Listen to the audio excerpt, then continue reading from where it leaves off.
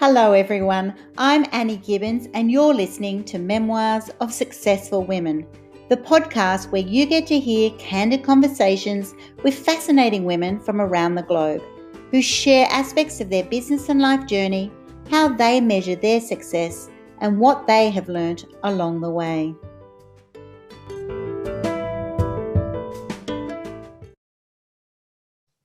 Well, hello and welcome everybody to Memoirs of Successful Women. Today I have the joy of introducing you to Pix Jonasson, who is affectionately known as the Couragepreneur.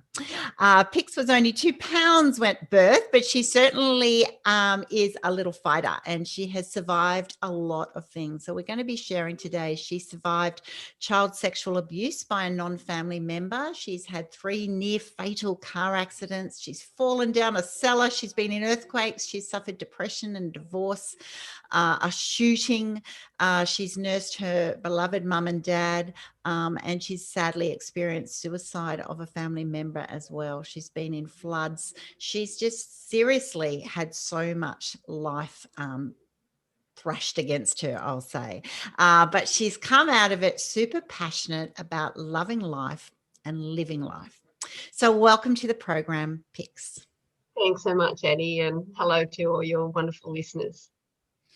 So tell us about where you're at this stage in life, Pix, and you're living life, you're loving life, you're helping other people through the work that you do as the Couragepreneur. So tell me a little bit and the listeners about what you do now, and then we'll unpack the journey that made you so passionate about where you're at. Sure. And, thanks for that introduction. And I never share that to impress anyone other than to impress upon them that it's not what happens to you, it's how you handle it and how you move forward. So another thing is I'm a statistic non-employee of COVID, Annie. I lost my job in March last year. And to me, that was like the universe saying, girlfriend, get your stuff together and get your message out there to be that beacon of hope. So what do I do now? I have a podcast, The Couragepreneur, which is interviewing others who have overcome like adversity and abuse or tragedy and trauma, faced suicide, or, they're adult survivors of child sexual abuse, which, as you said, that's me. I've got my coaching. I've got 6-week coaching module out there, and I'm also partnering with 2 companies based in alignment with my health and wellness values. So that's pretty much me, and I lead beach meditation here in DY. You're a fellow Sydney Northern Beaches gal. Right. And we'll be launching in a couple of weeks. So that's a free thing that we do. And it's all about basically healthy living and meditation and mindfulness. So that's what I do, who I am and how I live my life, Annie. Wow, I love that. It's you've certainly thrown it all together. And you mentioned before it was because, of that moment of COVID. COVID, suddenly you've lost your job and it's like, what did that feel like? It's like, who am I? What's next? What do I actually want to do at this next chapter of my life? Yeah. And it's so true, because be careful what you ask for, because I lead meditation on Saturday mornings. I said to a few close friends, I said, I really want Saturdays off so that I don't have to rush meditation, get home, shower, get ready for work, go to work, And I went, well, thanks, universe, but I didn't mean Monday to Friday as well. So guys, ladies, I say guys collaboratively, be careful what you wish for. So, but it's absolutely been a blessing. No downplay of the tragedy and loss that has happened, but seriously, it is the mental health and the financial ramifications of what we're going through. And that's my goal, my ultimate goal, Annie, is to reduce the rates of suicide globally, one person at a time. That's me, point blank. What a goal to have, because it certainly has been, and it continues to be an extremely challenging time for so many people who, one, the obvious of people have lost jobs and the security of that, but also just the impact of living more closely together, all those extra pressures, homeschooling, the in and out of, lockdowns, and just that whole pressure cooker, I suppose. To me, COVID's actually been an amplifier, Annie. It's amplified the good, it's also amplified the bad. So it's how you look at it. I know suicides increased like 25%, DVs increased. I'm sure pregnancies, there's the COVID baby. But also I've spent so much more time, quality time with my daughter. And as we were speaking off air, she's now living in the Netherlands with her partner. But we would not have had that time if it wasn't for COVID, because she was working in the city, getting home late. We were going for beach walks in our lunch breaks. We were going for a swim. We were shopping together. We were, creating dinners together, eating together. Wouldn't have had that. So I have such a grateful heart.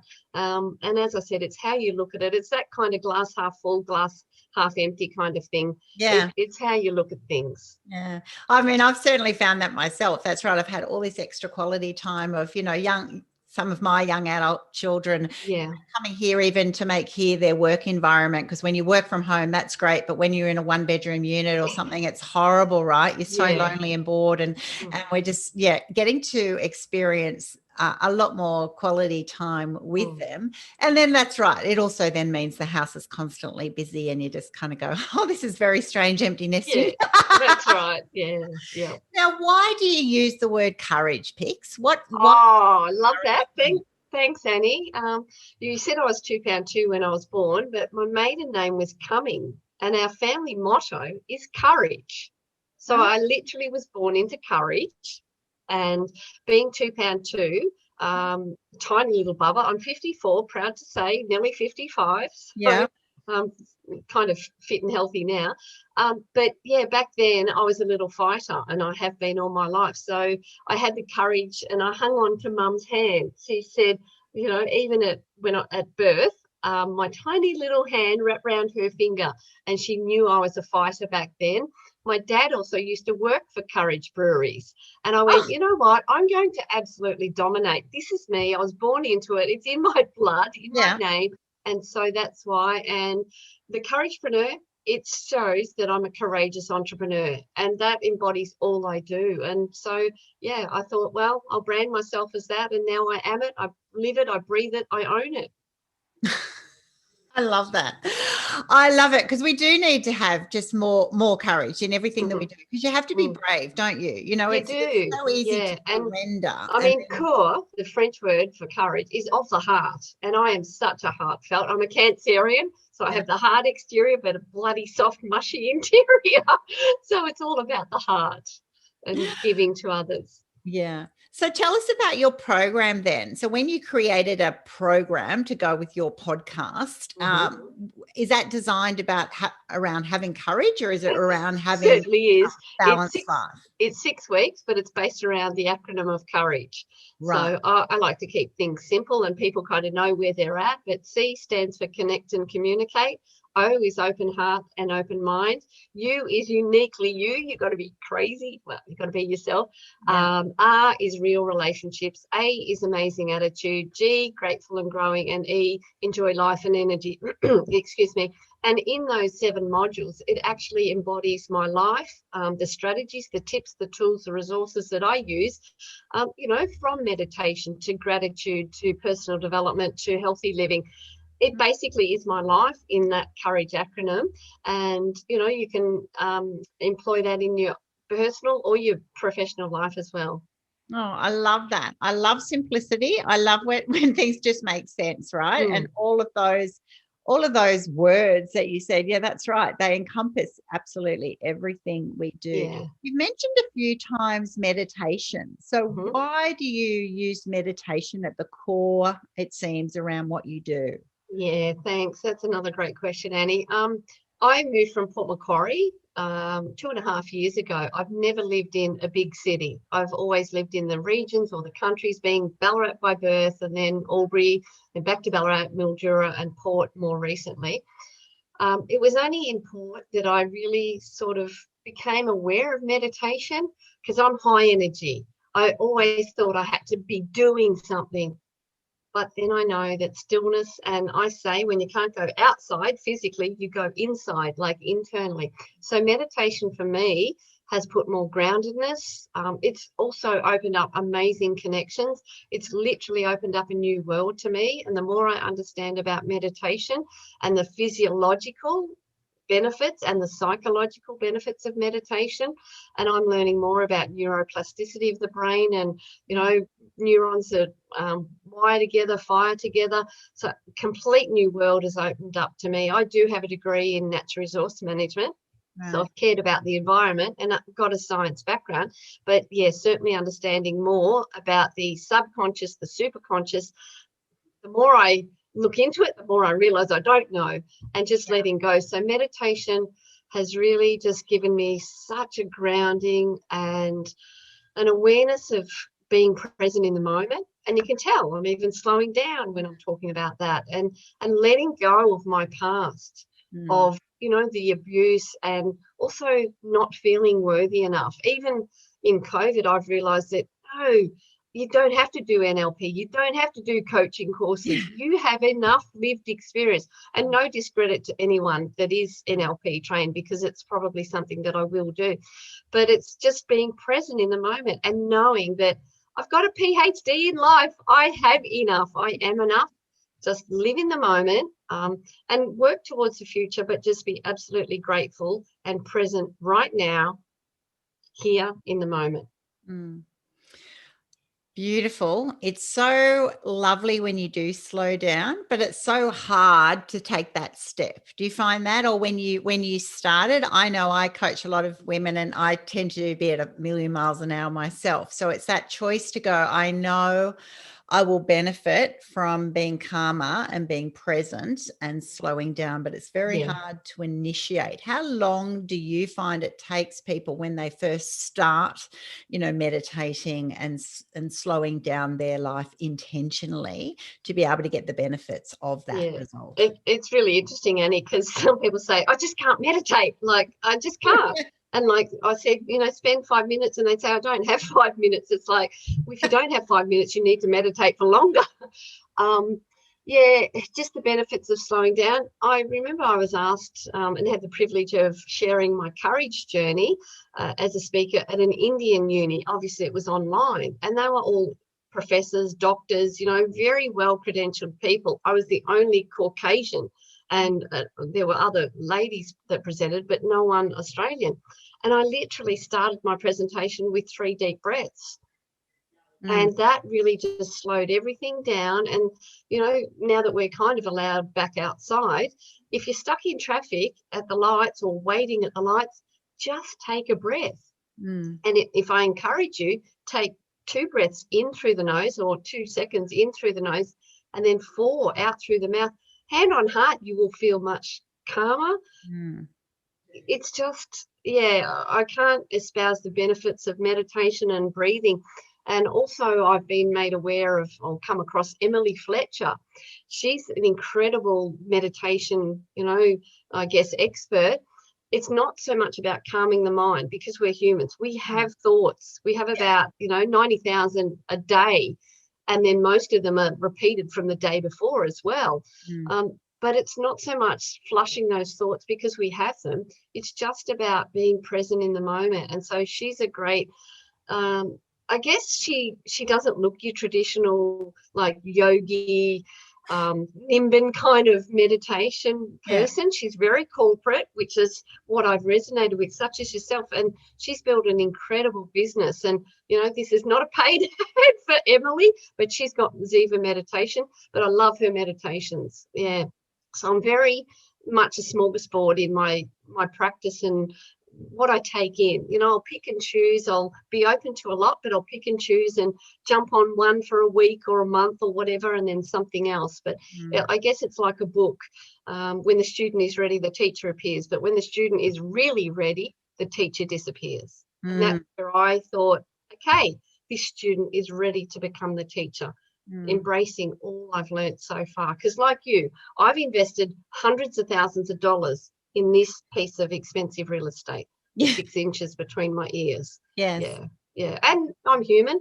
We spoke again off camera. I've had struggles over Christmas. I wasn't allowed to catch up with family. And for me, family is everything, family and friends. So I had to put my big girl courage pants on and go, girlfriend, you're going through your pity party, just accept it. You're human. And then, then I danced around the house, putting music on, and got over it. So I changed my state. Oh, exactly. And that's what people need to know, that even those who are in the world of coaching, it's right. Yeah. A lot of it just looks positive and happy and peppy all the time. And it's not about that. It's actually about doing life authentically. Yes. Being able to ride and navigate those challenges in the most proactive way possible. So you've had a lot, I said in your introduction, a lot of life traumas, I would say. How have they impacted you in the earlier years? And what was what was the moment that made you suddenly go, enough? Enough is enough. Yeah, I guess there's been probably 2, if not 3, aha defining moments. But how did it impact on me? How deep do you want me to go, Annie? I know this is a women's show. Promiscuity. I used my body as a weapon against men growing up. It's like, damn, you violated, my neighbour violated my body, so I used my body as a weapon to get back at men. So promiscuity. And then I'm thinking, is that just an average teenage girl or what? But honestly, probably looking back, it was more using it that way. Didn't value myself. I am in the best shape physically and emotionally and mentally than I've ever been. I struggled with my weight growing up, so I didn't respect my body. And when I was away at uni, you're on a uni budget as well, so fish and chips, so I didn't eat healthy. I wasn't as educated on healthy living back then either. So with life and age comes experience and wisdom. So just didn't value relationships. And I was married for 17 years, and I still am good friends with my ex, but it was more the caring role. I stepped into relationships where I cared, thought I could fix them, because I felt that was my validation, to be needed, to be worthy. Yes. Which was it love? I don't know, in all honesty, Annie. So I've had relationships that did not serve me. They were the relationship that I guess I needed at the time, but they didn't serve me. And looking back now, I was in another relationship with a narcissistic ex-copper who attempted suicide, and he was very manipulative. And whilst I would never want to go through that again, it's made me who I am. So I'm actually very grateful. And now I've manifested a girlfriend of mine in BC in Canada. She said, girlfriend, you need to write a list of the man you want. I went, well, I have. I've got 27. And why 27? Only because I ran out of paper. I ran out of the page. And I went, I'm not turning over, other than no smoker on what I didn't want. And that was in August. And she said, you need to write a list of 101. I went, bloody hell, I can't find someone with 27.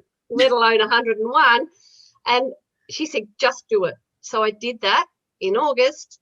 And in September the 2nd, I met my now partner, who we've been together 5 months, who is incredibly spiritual, a bit of a badass guy, but loves me dearly. And we've just built this incredible, spiritual, beautiful, sensual, loving relationship in such short time. And in fact, he's a younger babe, so he's 50. He celebrated his 50th, and I surprised him with a beautiful night. So and now it's I own my body. It's a temple, and I respect it. And whoever, it's only my partner, but we respect each other.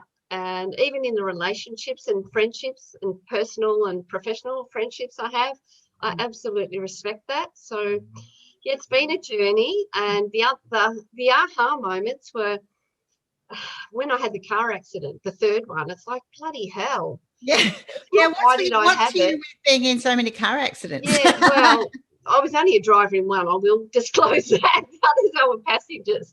But it was the third one. And I went, why did I survive this? Not why did it happen? I knew. I was exhausted because it was only 10 weeks to the day after the second one, where I was still in recovery. All the bruises had just healed, and physio I was getting, and visiting my then fiance, then now ex-husband, in hospital. I fell asleep at the wheel, so I knew why it happened. Wow. But I questioned, why did I survive? And I went, okay, girlfriend, take your eyes off yourself. You survived this. You rolled down an embankment, hit a tree, landed on the roof, kicked your way out, climbed up. You survived this for a reason.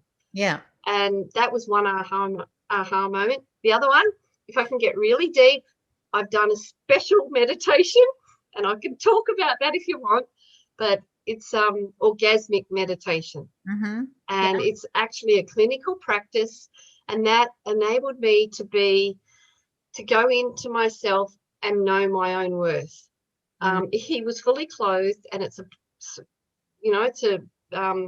trained practice, Yeah. and it's focusing on the woman, allowing her to know her worth and kind of call the shots in a very intimate yet controlled environment. So that was another one. And then just manifesting my partner was like, yeah, wow, this works. And getting put off from my job was like, this is your time, girlfriend, at 54, or it was 53 back then because it was March. It's like, you have to step into who you are. There is never going to be another time, literally, when you have the time to get your podcast out there, to get your coaching out there, to really be your true, authentic self, so that you can inspire and educate and motivate others. And I guess, Annie, I was probably the jealous,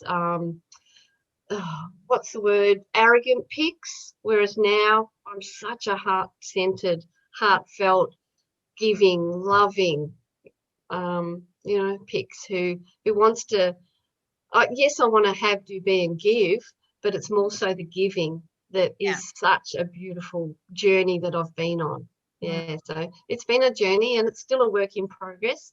Yeah. But I've gone from arrogance to confidence, and the confidence is about others, and that's what I love. And kudos to the amazing Christiana Tudor who connected us. Yeah, exactly. And I just connect with other amazing women and men. Yeah.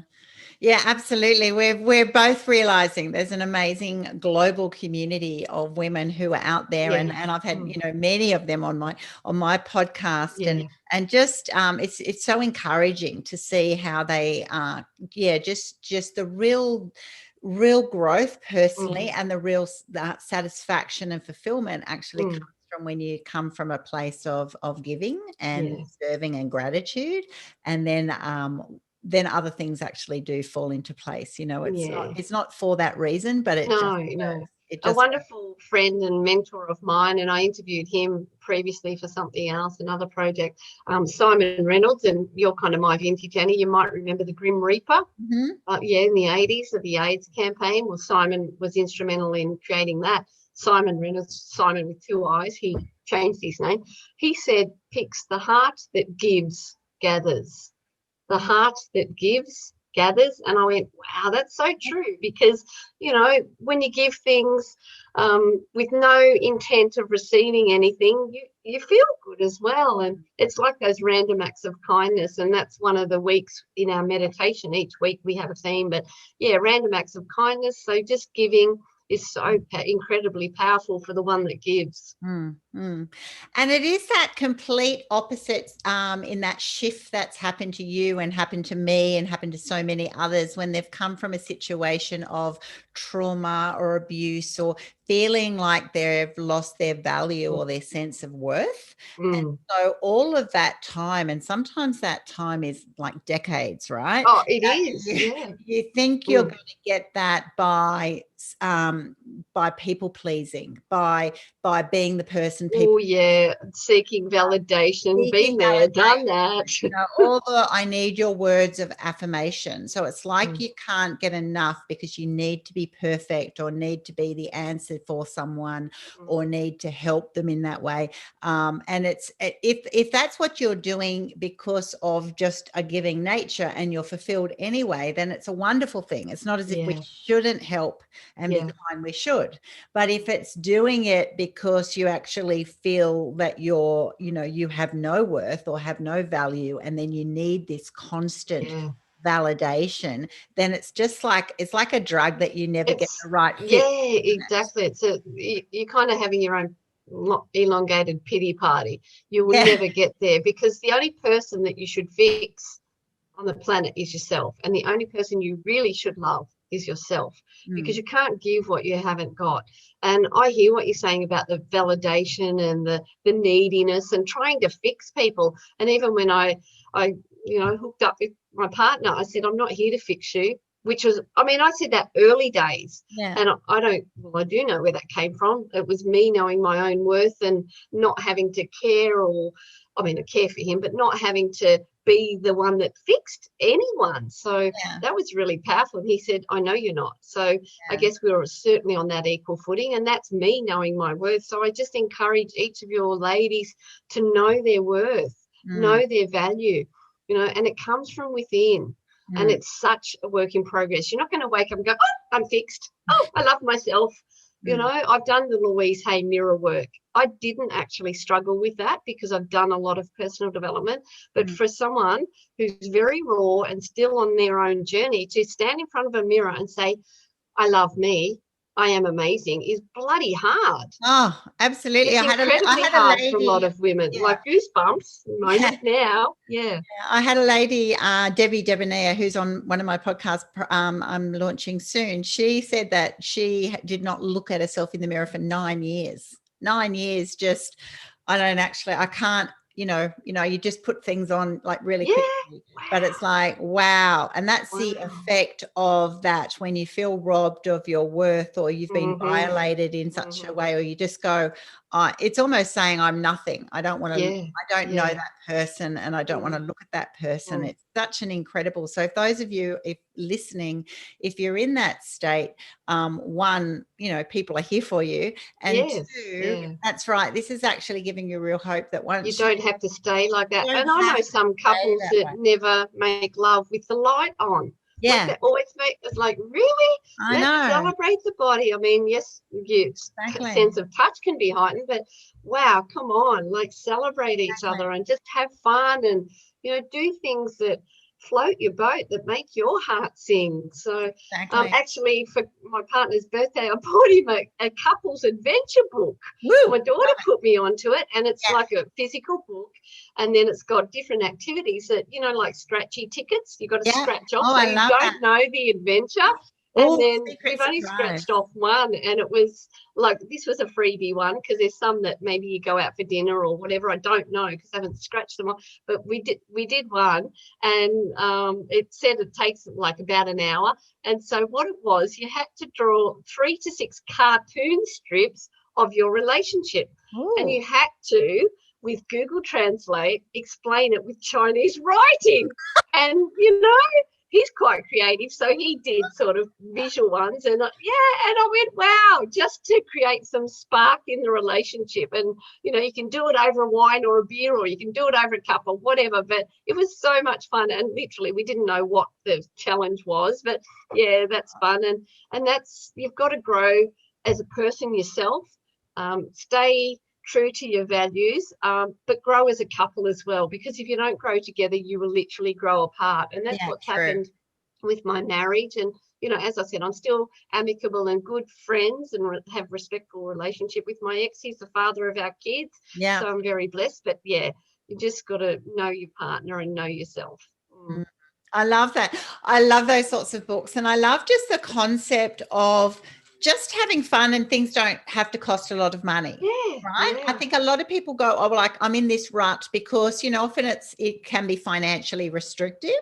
And then it's kind of like, well, I can't do, X, Y, Z, because they look at someone out like on a yacht, or, doing a skydive or something that you just go, oh, okay, well, lucky them, that's not me. Whereas there's so much that we can actually do personally and in a relationship that you go, just have fun, do crazy, funny. Oh, right? Well, he's on the same boat there. And when I say partner, same-sex partner, hetero, it doesn't matter. So whether it's in the bedroom. Comparison is the thief of joy. Yeah. Comparison is the thief of joy, especially in such a social media savvy society like Insta, your highlight reel. So never compare your low light reel with somebody's highlight reel, and just aim to put that joy in. Like, even going to the shops together, planning a meal, like pick a country, get them to organize a meal and go shopping for, you can get a lot of Asian foods really quite cheap, or ingredients quite cheaply. Cook an Asian meal together. Yeah. Put some candles on, celebrate being together and having fun, and ask them their favorite song, dance around the lounge room. That's the kind of crazy stuff I do, Yeah. just, yeah. Exactly. Just have fun. And a lot of it is then comes down to that confidence to, just be yourself. And I think that's It one of the does. stumbling Yeah. blocks for many people, even those people who go, well, I don't want to go for a beach. Like they find it uncomfortable to do things for the first time that allow them to just be by themselves. Some people are overly busy. And it's because, go for a beach walk. Well, I've got just me and my thoughts for maybe an hour. And once you push through, so that's what I want to encourage people to do, like you've done, just push through. And things might not be natural when you first start. It might be weird and you've got to then confront that. But that's right. Once you start trying different things, finding out what floats your boat, being a little bit experimental, it's okay if you try something you don't like it. There's no failure, and actually no one needs fixing. We're all just on a journey that we're just finding out what actually makes us happier, healthier, more satisfied, more fulfilled in this world, right? Yeah, and I think, as you said earlier, Annie, like we're human. We have our ups and down moments. Like I struggled over Christmas, but I just had to accept that that's what it was. But it was not conducive weather either. And it's like, really? And my daughter was away, and I haven't seen my son for 2 years because he was coming up, and there was so many carpets, the rug was pulled out from me so many times, and I just had to, get back on the horse. But yeah, there's times when I go to the gym where I am less than encouraged to go. I can tell you that. I think I can't be bothered going, but every single time I go, I always feel better. And there's a rear admiral in the Navy, William McRaven, and he says it all starts with making your bed. And it's a 6-minute video. So if you want a little bit of encouragement, it does start with making your bed. Get out of bed, because for some people, in these times, getting out of bed is a real struggle. Yeah. So never compare, the person on the yacht or parachuting, whatever, with you trying to get out of bed. Do get out of bed and make it, because you start with a small win for your day. Yeah. Be absolutely grateful and proud that you made your bed. Yeah. There's a lot of people that don't. Yeah. I'm not saying make it with Navy corners or hospital corners, because I don't. But my bed is always made every morning. Yeah. So I've seen that wins. video and I love it, because it's exactly, I think it was shown at one of my daughter's graduation ceremonies actually. And it's just really great, because that's it. There's things every day that we can just celebrate, and you'll have good days and bad days. And I know that I've coached women who, have incredible physical challenges, with their health. And so that's right. Sometimes just getting out of bed and getting even being able to just get themselves fed and clothed and doing a few little jobs is all they can do in the day. And there's other people who are just smashing, massive corporate goals. And that's right. It's not the competition. It's actually saying, considering where you are, it's stepping stones, isn't it? Just start with the basics and just keep chipping away and making that routine happen. I'd like to add a quote that I heard Tony Robbins say, and he said, success without fulfillment is the ultimate failure. So success without fulfillment is the ultimate failure. So never judge the person on the yacht or the plane or that highlight reel, because are they truly happy?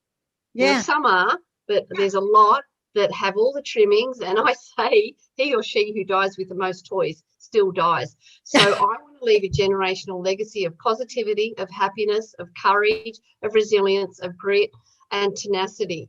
That's why I do what I do. So I found my passion. I found my purpose. I'm all about healthy living inside and out. And, it's taken a long journey to find my passion. I worked for the government for 20 years, but I wasn't passionate about what I was doing in the end. And it was a toxic environment. So I pulled myself out of that. So you are in control of your life. Get on that bus, but get in the driver's seat. Absolutely. Oh, well, I think that is so great, because I was thinking the other day, I think I said it to someone I was coaching. I said, well, what would it take to get a 5-star rating from you? And I think that's a really interesting thought, isn't it? Mhm. You know, so Yeah. that makes you suddenly go, okay, well, what would actually make me really happy and satisfied and fulfilled? And so Yeah. I think it's really interesting, even for the listeners, to start thinking about that, going, yeah, that's right. If I want my life to look in a certain way, have it, you know, a life of design, Yeah. personally and professionally, what would it take to have a 5-star rating? Yeah. You know, that you would be happy, you know, Yeah. not just happy. You don't have to be happy every day, but you certainly want to get to the end and go, well, Oh, what's of your course. version Yeah. of success? What's Yeah. your, what will make Yeah. you Yeah. fulfill?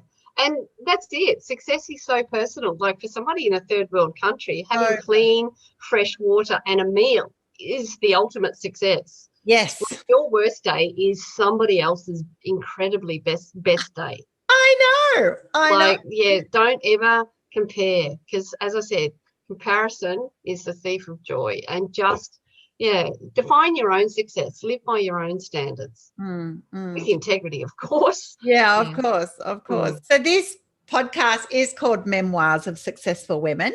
So how would you ultimately design success for you? So you're now 54 and you are on this great journey, and you're coaching and you're loving life after all the challenges that you've had and those that you're mixing. How would you then describe success for you? What does it look like? What does it feel like for you on a daily basis? In one word, it's choice. Mm, Choices to have, do, be, and give, but choices who I associate with, what I do, how I live my day. Like, I was only thinking, because my partner, he loves a healthy breakfast, whereas I normally have it, because we don't live together, I normally have a protein shake in the morning. But he loves a healthy breakfast, like salmon and eggs and, you know, gluten-free toast, mushrooms, tomatoes, and that. And I just love getting up, cooking breakfast together, sitting down, and it might take an hour, but that's my choice. mm. And then we'll go for a walk, or we throw the frisbee at the beach. And it's like, to me, that's success, just designing my life, Yeah. you know. And then I'll have great interviews with ladies such as yourself. This is what I love doing. This is my passion. Mm, So success is just ultimate choice and freedom. I mm, tell you what, my life is far from perfect. Like, mm, there's areas that I still struggle with, but mm. I acknowledge that and I'm working towards it. And so I think the difference between where you are and where you want to go, if you're really struggling with that, that's not success. But if you know you're moving in the direction to where you want to go, that is success, Yeah. progress, Yeah. progress over perfection. Mm, Oh, every time, right? mm, That's right. yeah. Because we all should be work in progress. Yeah, yeah. And I Uh, don't think you ever get there. no. Like, it's like just And having actually, I think fun. you don't Yeah. want to, because you always want to have another challenge, right? You know, Yeah. it'd be pretty boring if we suddenly got to a stage of life and went, yep, that was Yep. it. I made it. It's like, I've oh, ticked every box and I'm yeah. just going to put my feet up now. You kind of go, Yeah. I Yeah. think there's always, that's right. You're always working towards that Mm, next level of yeah. something that excites you, something that Yeah. energizes you, something that makes you feel happy and fulfilled. And Yeah. whether it's for you personally, or actually then even I know a lot of people in the post 50 then get a lot more into volunteering and Yeah. doing Yeah. things for other people, because there's, you know, so much joy in that. So wow. Well, thank you so much for coming on my program today. Oh, It's been thanks, Annie. It's been a such a pleasure and a joy and an honor. And, you know, thank you so much. You're an amazing lady and coach and podcast host. So thank you. And yeah, thank you everyone that listens in. Really appreciate you taking time out of your day. oh, pleasure. So how will people find you, Pix, if they want to come and check out more about what you do? Thank you. Well, I do have my own website. So that's Jonasson, PIXJONASSON.com. Also very active on LinkedIn. Love that social networking site. We are on Insta. I'm on Insta as well, because I know we're connected, Annie. So again, that's Pix Jonasson, and on Facebook as well. Fantastic. All right. And I'll put all of your social media handles on my podcast platform for everyone to follow up as well. So check out Pix. Definitely, if you're on the Northern Beaches, come and have a meditate with her. Yeah, I absolutely. might have to do that myself. Lock you in. Terrific. Yeah. Well, thank you so much for sharing with us today. Thanks so much, Annie. And I just want to encourage your listeners to say that you are amazing, you are loved, and the world is a better place for you in it. Thank you. Beautiful.